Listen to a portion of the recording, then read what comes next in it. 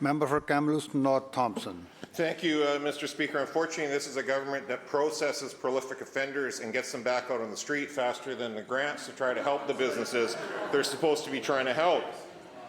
So be it crime and disorder that businesses are dealing with, be it failed granting programs businesses are dealing with, let's talk about yet another failed grant program, not a loan program, but an actual grant program as a glaring example of bureaucratic NDP red tape. The Blue Grotto in Kamloops is being forced to repay the $10,000 circuit breaker grant plus interest that they received during COVID as a condition of shutting down for public health reasons. The government gave them the money for rent.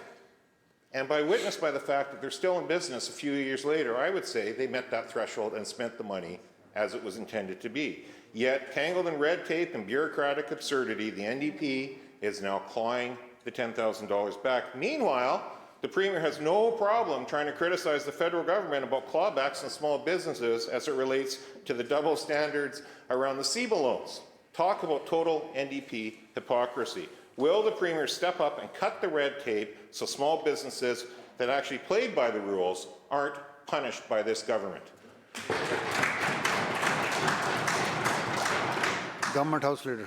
Thank you, Honourable Speaker, and I really appreciate the member bringing up the fact that we made some of the largest investments to supporting small businesses directly in grants in the country.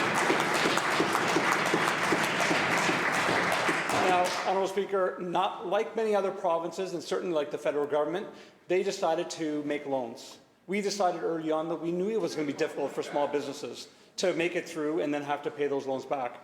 Many businesses have been saved. In fact, I would say even the members' community has tons of businesses that have been saved because of the grants we provided. Now, I think the member surely would appreciate that when you have rules in place and parameters in place, and if someone is not spending the dollars wisely or like it was supposed to spend it, there needs to be parameters for checks and balances. We are happy to look at the case that the member mentions, but I will emphasize this important point.